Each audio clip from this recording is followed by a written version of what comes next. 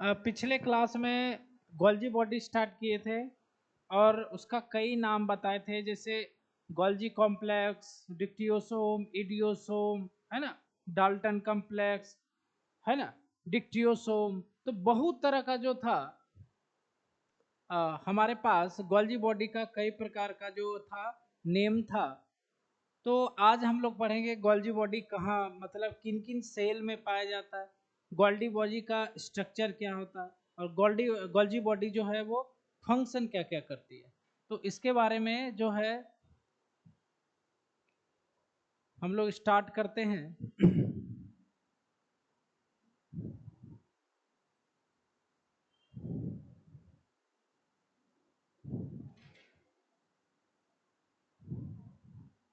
तो यहाँ पर हम लोग देखते हैं ऑकुरेंस।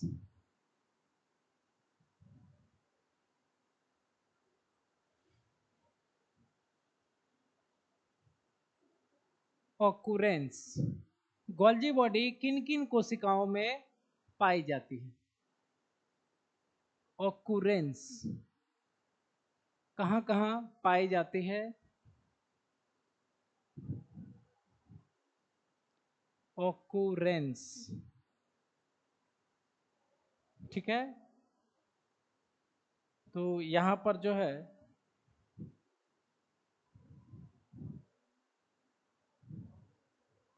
तो गोल्जी बॉडी जो है हमारी, वह प्रोकैरियोट सेल में एब्सेंट होती है, लेकिन यूकैरियोट सेल में प्रेजेंट होती है। कुछ और जो सेल होते हैं यूकैरियोट में, जैसे sperm cell, sieve tube cell, है ना, इन सभी में गोल्जी बॉडी एब्सेंट होता है। प्रोकैरियोट में तो होता नहीं है, लेकिन यूकैरियोट में होता है, लेकिन कुछ में नहीं होता है, जैसे स्पर्म में, उसके बाद जो है सीव ट्यूब सेल में, इन सभी सेल में आपको गोल्जी बॉडी एब्सेंट मिलेंगे। तो यहाँ पर हम लोग लिखेंगे Golgi body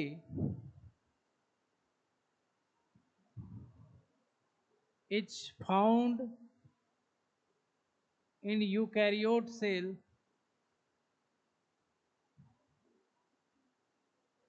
but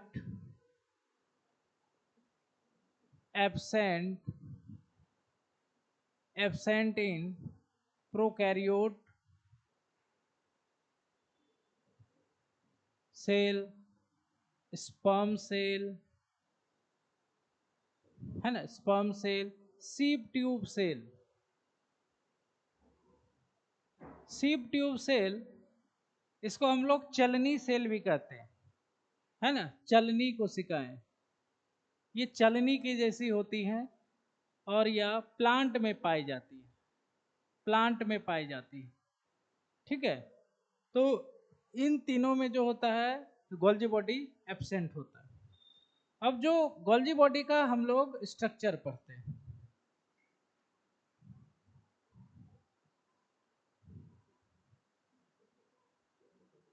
structure of Golgi body, Golgi body का structure.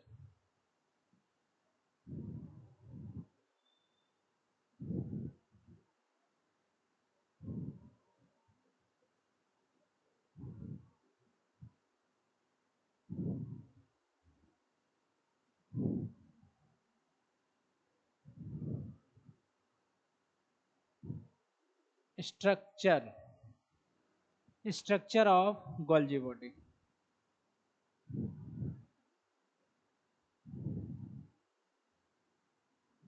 Structure of Golgi body. तो यहां पर देखो, गोल्जी बॉडी का हम लोग स्ट्रक्चर बनाते हैं। गोल्जी बॉडी, सबसे पहली बात, यह सिंगल मेम्ब्रेन बाउंड ऑर्गेनल है, क्योंकि एक ही मेम्ब्रेन से यह घिरा होता है, सिंगल मेम्ब्रेन बाउंड होता है। माइटोकॉन्ड्रिया प्लास्टिड जो था डबल मेम्ब्रेन था, उसके अलावा सब सिंगल मेम्ब्रेन है। इससे पहले हम लोगों ने पढ़ा इंडोप्लाज्मिक रेटिकुलम, वह भी सिंगल मेम्ब्रेन था, ये भी सिंगल मेम्ब्रेन है। इंडोप्लाज्मिक रेटिकुलम और गोल्जी बॉडी दोनों का स्ट्रक्चर लगभग एक ही जैसा होता है ना। तो यहां पर हम लोग एक पॉइंट पहले लिखेंगे, Golgi body is single membranous cell organelle. ठीक है, एक ही मेम्ब्रेन से घिरा हुआ कोशिकांग है। दूसरी बात, गोल्जी बॉडी जो होता है,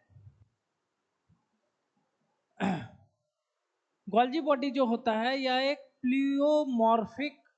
प्लीरोमॉर्फिक ऑर्गन है। तो यहां पर लिखेंगे, पहले लिख देते फिर समझाते हैं। गोल्जी बॉडी इज प्लीरोमॉर्फिक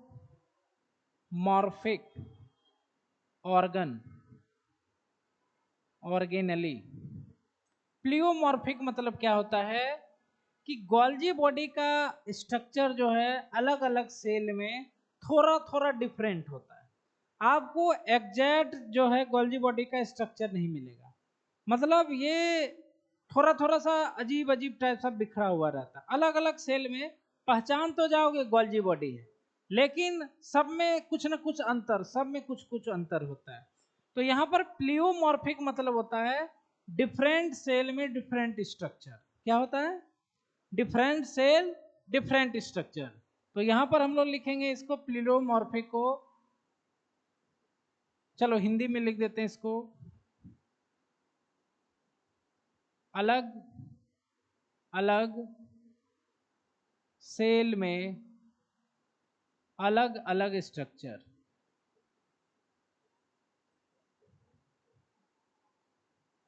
अलग अलग सेल में अलग अलग स्ट्रक्चर होता है गोल्जी बॉडी का।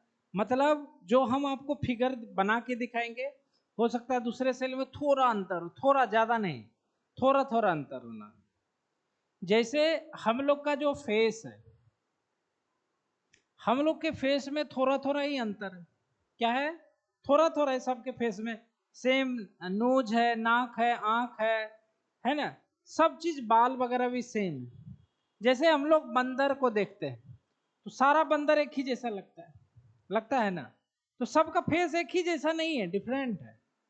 वही बंदर हम लोग को जब देखता होगा तो उसको सब लोग एक ही जैसा लगता होगा, लेकिन डिफरेंट है कि नहीं? डिफरेंट है। वही चीज यहां पर है।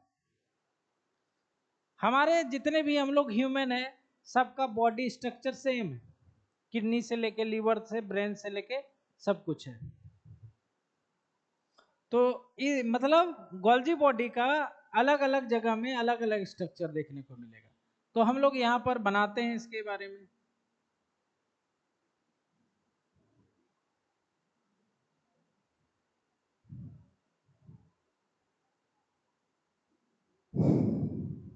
ये न्यूक्लियस को थोड़ा काट दे रहे हैं, आधा आधा।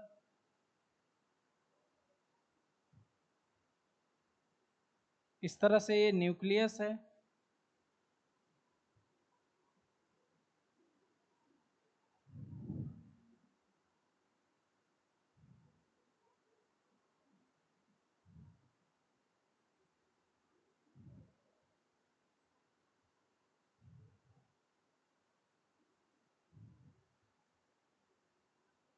ये है न्यूक्लियस, केंद्रक है। ठीक है, न्यूक्लियस के सटे हुए ही गोल्जी बॉडी भी होते हैं और एंडोप्लाज्मिक रेटिकुलम भी होता है। यहाँ पर गोल्जी बॉडी का स्ट्रक्चर बनाते हैं।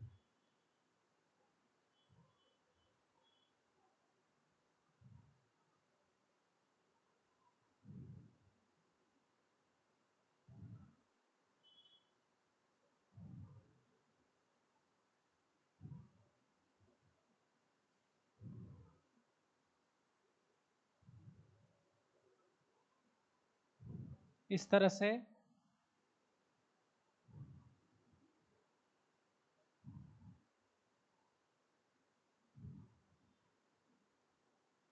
ये है पूरा आपका गोल्जी बॉडी।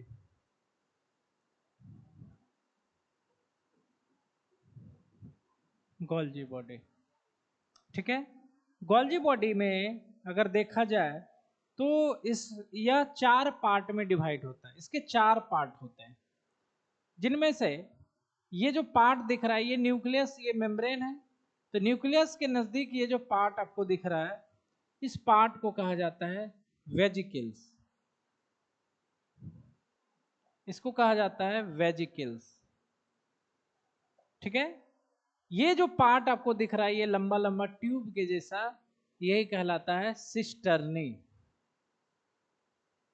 ठीक है, और ये जो पार्ट आपको दिख रहा है इसे कहा जाता है वैक्यूल्स। वैक्यूल्स को सिक्रेटरी भी कहा जाता है, secretary vesicles.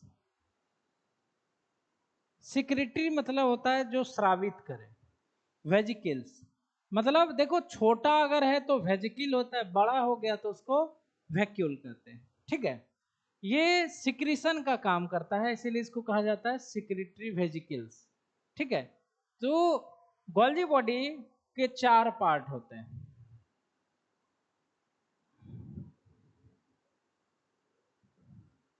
Parts of Golgi body, parts of Golgi body.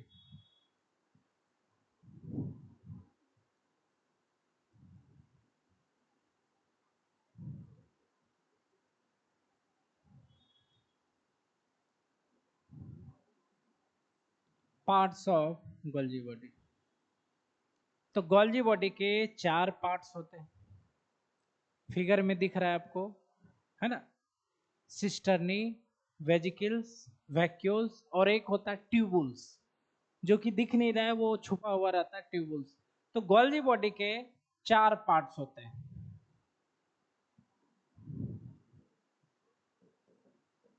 Cisternae, cisternae, थोड़ा सा ये सिस्टर्नी, ठीक है, सिस्टर्नी।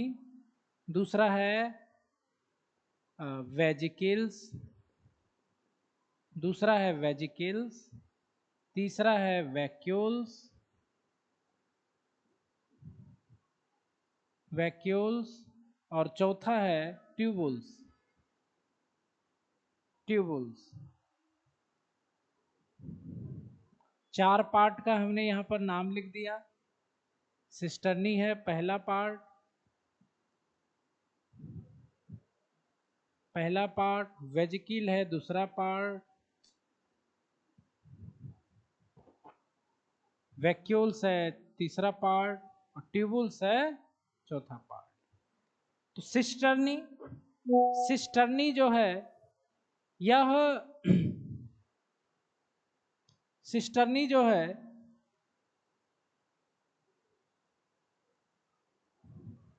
यह गोल्जी बॉडी का मेन पार्ट होता है। ये जो पार्ट दिख रहा है आपको लंबा लंबा ट्यूबुल के जैसा, तो इसी को कहा जाता है सिस्टर्नी। सिस्टर्नी को गोल्जी बॉडी का मेन पार्ट या इसका गोल्जी बॉडी का स्ट्रक्चर एंड फंक्शनल यूनिट कहा जाता है। स्ट्रक्चर बनाता है और फंक्शन भी मेन काम कर यही करता है सिस्टर्नी, तो इसीलिए इसको गोल्जी बॉडी का, है ना, स्ट्रक्चर फंक्शनल यूनिट कहते हैं।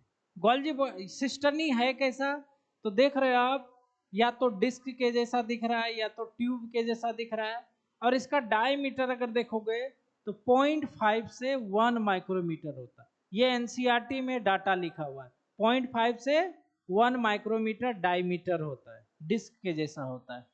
तो यहां पर लिखेंगे हम लोग cisternae,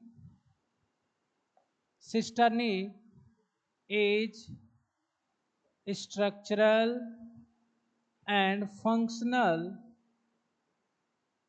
unit of Golgi body. Golgi body को शॉर्ट में जीबी लिख दिए, ठीक है, गोल्जी बॉडी जीबी। ठीक है, उसके बाद सिस्टर्नी जो है यह यह ट्यूब लाइक या डिस्क लाइक स्ट्रक्चर होता है, ठीक है, जिसका डायमीटर 0.5 टू 1 माइक्रोमीटर होता है। यहां पर लिखते हैं सिस्टर्नी इज ट्यूब और डिस्क लाइक which diameter, जिसका डायमीटर,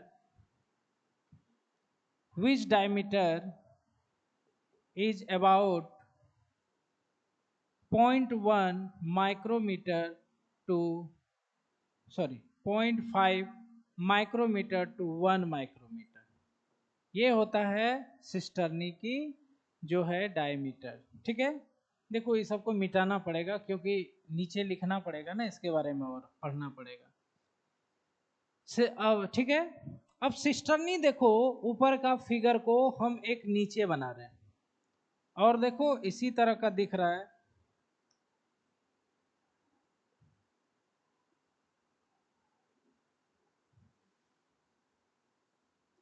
इस यही है, एक को उठा के रखें तो देखो इधर न्यूक्लियस के साइड जो है ये उभड़ा हुआ ऐसे है, ऐसे है ना, और न्यूक्लियस के दूर वाला जो है वो ऐसे है, गड्ढा है ऐसे है।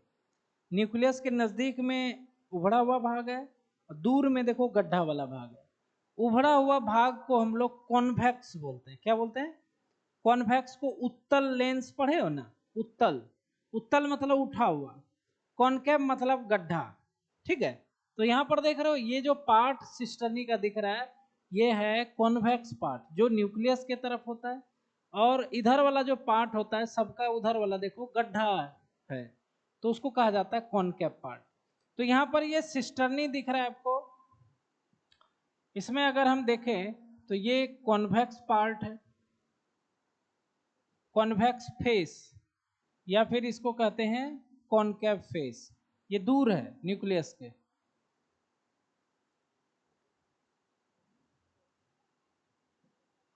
ठीक है, तो यहां पर हम लिखते हैं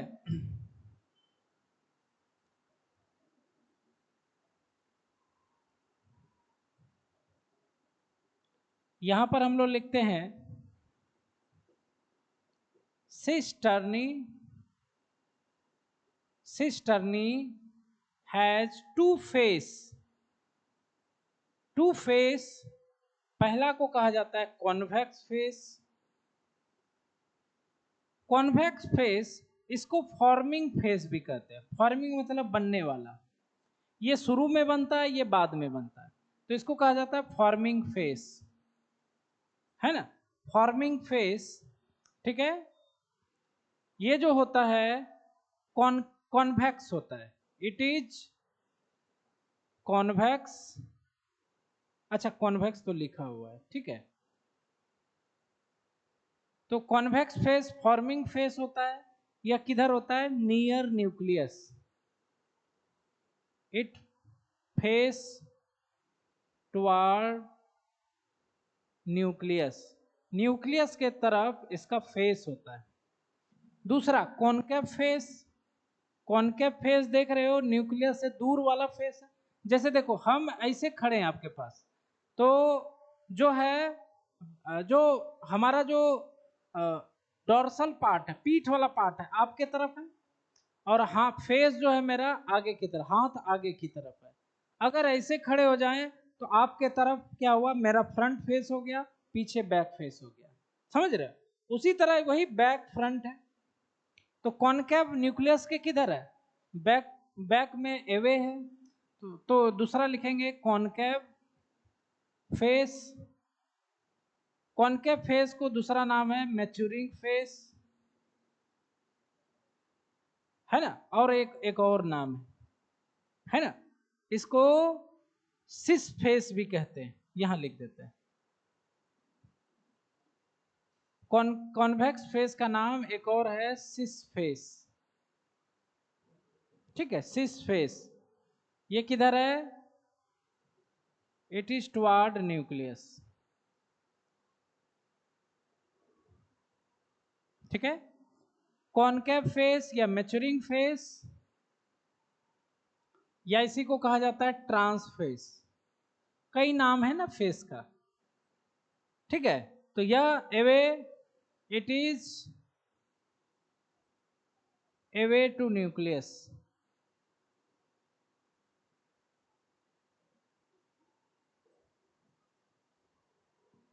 ये हो गया सिस्टर्नी।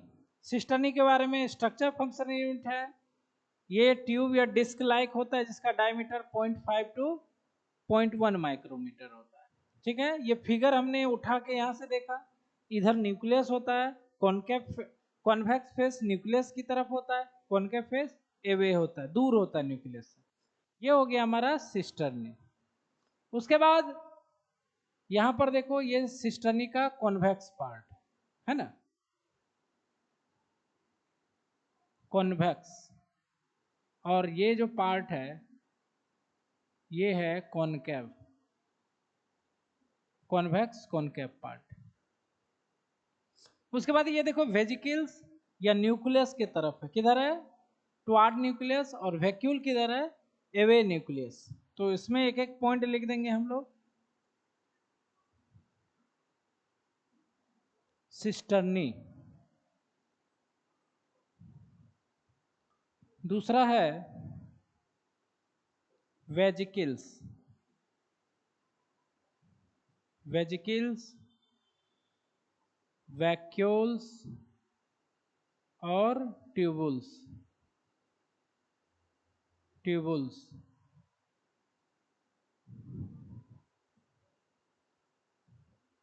ये दूसरा पार्ट हो गया।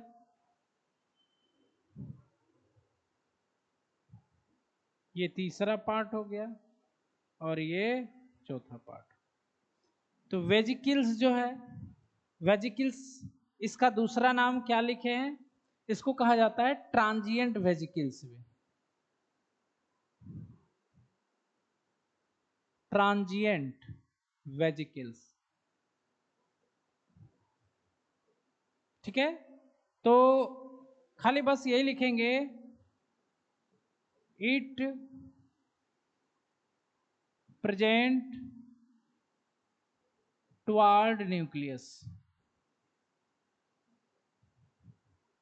और वैक्यूल जो है इसका एक और नाम है, इसको सिक्रेटरी वेजिकल्स भी कहते हैं, क्योंकि यह श्रावण का काम करता है, सिक्रेटरी वेजिकल्स। ठीक है, तो यह किधर प्रेजेंट है, इट प्रेजेंट टुआ एवे न्यूक्लियस, एवे होता है ना, एवे टू न्यूक्लियस।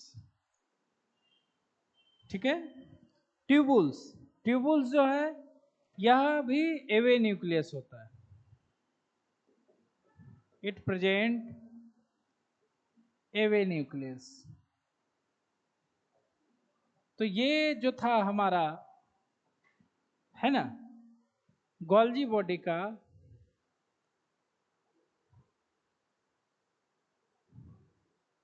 दिख रहा है, लिख लोगे, दिख रहा है ना जो है, ठीक है, इसको लिख लीजिए।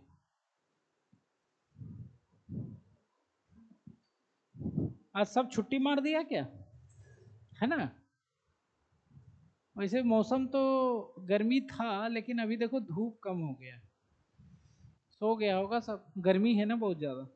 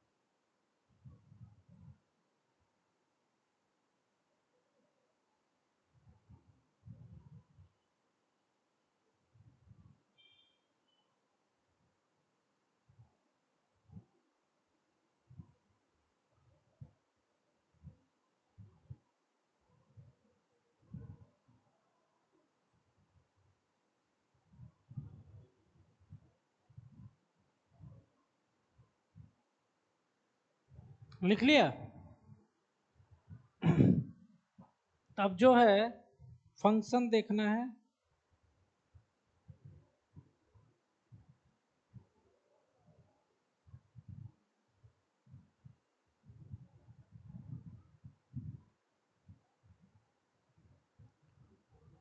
तो यहाँ पर जो गोल्जी बॉडी देख रहे हैं आप, उसको पढ़िए एनसीईआरटी, है ना, गोल्जी बॉडी का। उसके बाद फंक्शन बचा हुआ है, उसको पढ़ा जाएगा।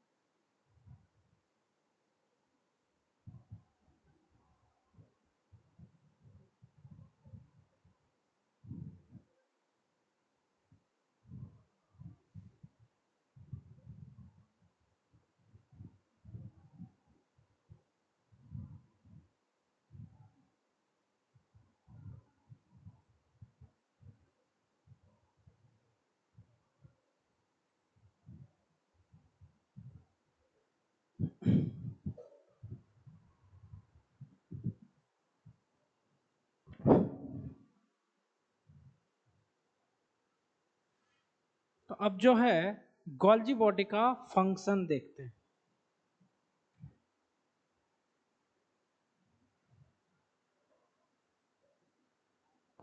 फंक्शन ऑफ गोल्जी बॉडी,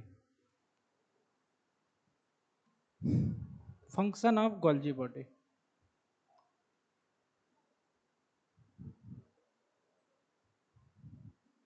तो गोल्जी बॉडी का जो फंक्शन है उसमें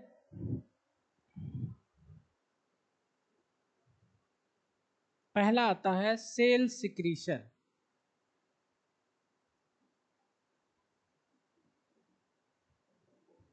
ठीक है,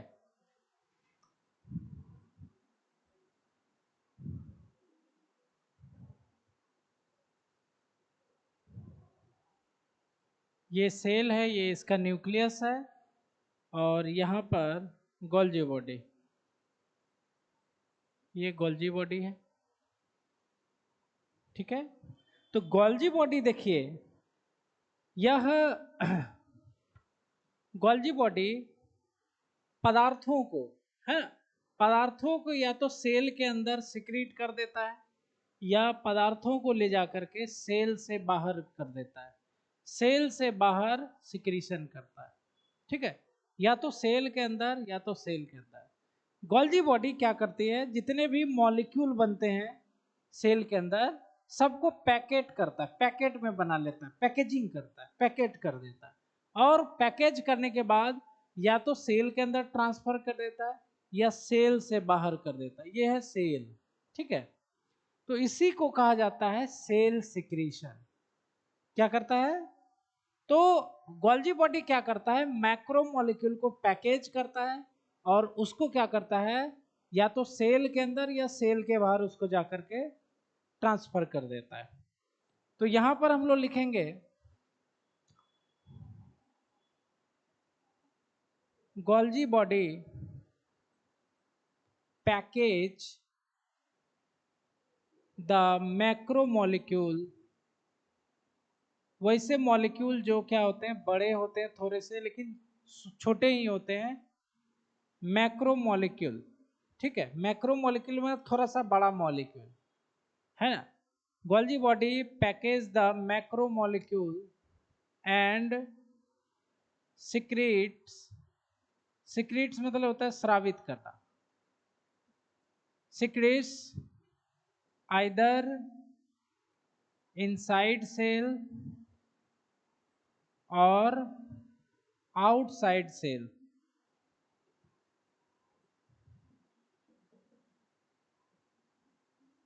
इनसाइड सेल और outside cell.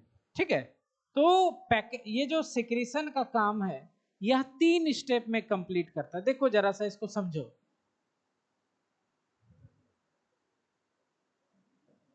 This secretion completes in 3 steps।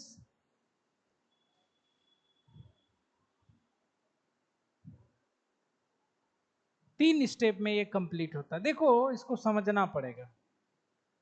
जैसे देखो एंडोप्लाज्मिक रेटिकुलम और गोल्जी बॉडी दोनों मिलके काम करते हैं।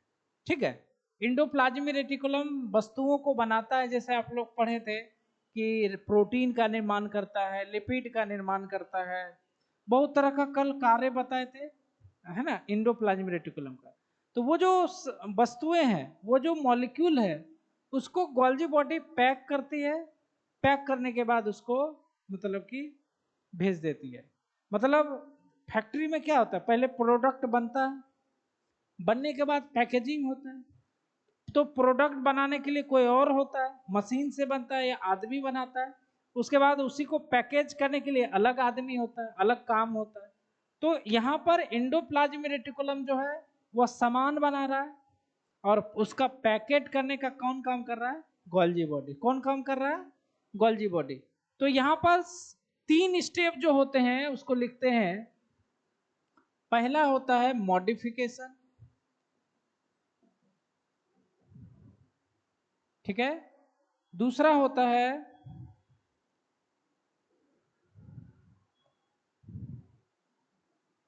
पैकेजिंग, और तीसरा जो होता है एक्जोसाइटोसिस। क्या होता है देखते हैं। मॉडिफिकेशन में क्या होता है, देखो कि पहले एंडोप्लाज्मिक रेटिकुलम जो ये है, एंडोप्लाज्मिक रेटिकुलम,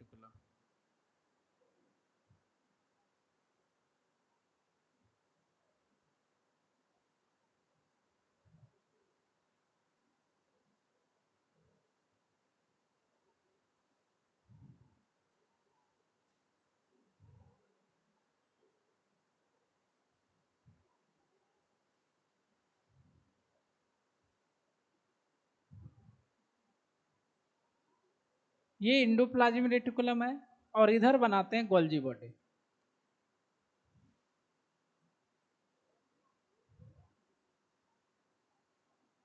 ठीक है, एंडोप्लाज्मिक रेटिकुलम में भी वेजिकल होता है, गोल्जी बॉडी में भी वेजिकल होता है। एंडोप्लाज्मिक रेटिकुलम क्या करता है, वेजिकल के अंदर में प्रोटीन और लिपिड बनाता है। क्या बनाता है, आपको कल बताए थे, लिपिड और प्रोटीन का निर्माण करता है। ये वेजिकल, ये है वेजिकल, ये है वेजिकल, ये भी है वेजिकल।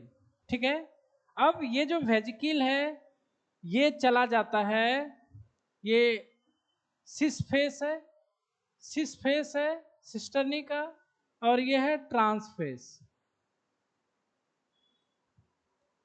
ठीक है, cis face, trans face, convex face, और ये कॉनकेव फेस होता है। तो ये यहाँ पे जाता है, प्रोटीन यहाँ जाएगा, ये भी लिपिड आएगा, और यहाँ पर क्या होता है, प्रोटीन कार्बोहाइड्रेट से मिल जाएगा, और यहाँ पर लिपिड जो है ये भी कार्बोहाइड्रेट से मिल जाएगा। फिर ये आगे की ओर जाएगा इस तरह से, और ट्रांसफेज से यह बन के निकलेगा ग्लाइकोप्रोटीन, और ग्लाइकोलिपिड। तो इसी को कहा जाता है मॉडिफिकेशन। क्या बोलते हैं इसको?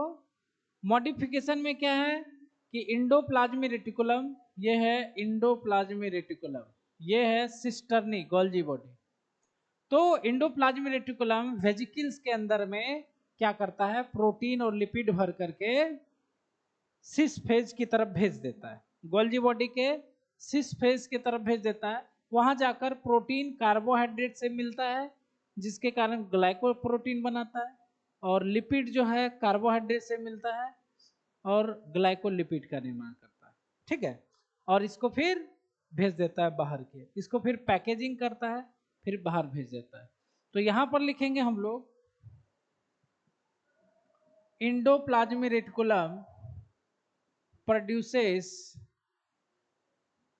lipid and protein, है ना, protein and send inside vesicles to cis phase of Golgi body. Endoplasmic reticulum produce lipid and protein and send inside vesicles, है ना, send inside vesicle to cis phase of Golgi body, where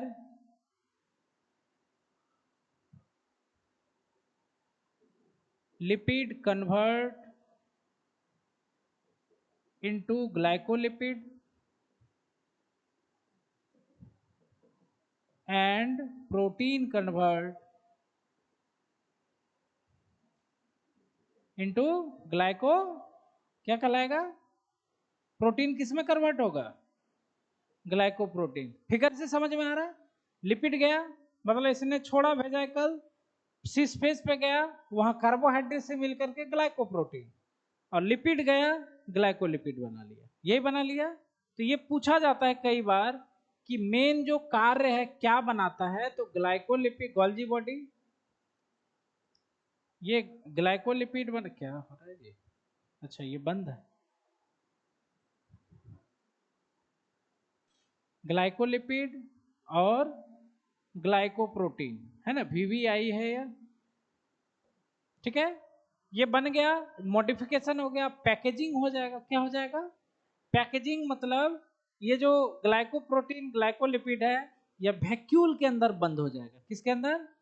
आप लोग पता है कि vacuole है इधर side में, कॉनकेव साइड में था ना, तो कौन वहां वैक्यूल में पैक हो जाएगा, है ना। तो यहां पर लिखेंगे these macromolecule package inside vacuole, है ना। और क्या होगा, एक्सोसाइटोसिस, मतलब है ना, सिक्रेट किया कर दिया जाएगा इनसाइड वैक्यूल। एक्सोसाइटोसिस मतलब सिक्रीशन आउटसाइड, है ना, बाहर स्रावित कर देना। पैकेज करने के बाद, पैकेज होता है मटेरियल में, है ना, जैसे पैकिंग हो जाता है सामान, तो फिर उसको मार्केट में भेज दिया जाता है ना, वही चीज है भेजना।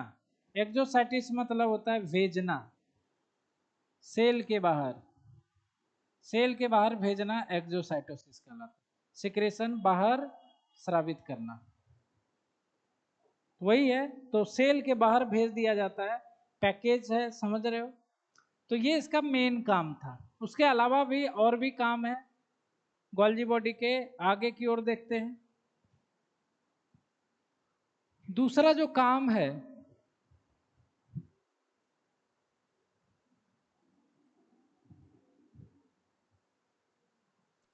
दूसरा जो काम है, गोल्जी बॉडी एक्रोसोम का निर्माण करता है, स्पर्म का। स्पर्म जो होता है इस तरह का होता है, स्पर्म में, स्पर्म ये है स्पर्म, स्पर्म का सबसे अगला भाग जो होता है उसको कहा जाता है एक्रोसोम। और इस एक्रोसोम का निर्माण गोल्जी बॉडी ही करता है। तो यहां पर लिखेंगे गोल्जी बॉडी फॉर्म एक्रोसोम इन स्पर्म, ठीक है। उसके बाद तीसरा फंक्शन जो है, गोल्जी बॉडी लाइसोसोम का निर्माण भी करती है। तो यहां पर लिखेंगे Golgi body also produce lysosome, ठीक है। तीसरा बात, चौथा बात, गोल्जी बॉडी सेल वॉल का निर्माण करती है। किसका निर्माण करती है? सेल वॉल मटेरियल का बनाती है, सेल प्लेट का निर्माण करती है ना। आप लोग को पढ़ाएंगे सेल डिवीजन में कि सेल प्लेट बनता है, फिर वही सेल प्लेट सेल वॉल में बदल जाता है। तो यहां पर लिखेंगे Golgi body synthesis the cell wall. Cell wall का जो भी मटेरियल होता है वह गोल्जी बॉडी सिक्रीट करता है ना। सेल वॉल, सेल प्लेट भी कभी कभी लिखा रहता है इसको, सेल प्लेट, सेल प्लेट का निर्माण करती है, ठीक है। पांचवा पॉइंट देखो, स्पर्म आपने देखा, एक स्ट्रक्चर और होती है फीमेल में जिसको कहते हैं ओवा। ओवा के अंदर है ना कई तरह के मेम्ब्रेन होते हैं, जैसे ये विटेलिन मेम्ब्रेन है, विटेलाइन मेम्ब्रेन,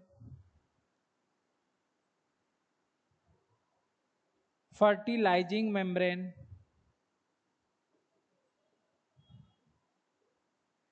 तो इन सब का भी निर्माण गोल्जी बॉडी ही करती है। तो इसको लिख सकते हैं Golgi body produces vitelline membrane, vitelline membrane and, है ना, vitelline membrane and fertilising membrane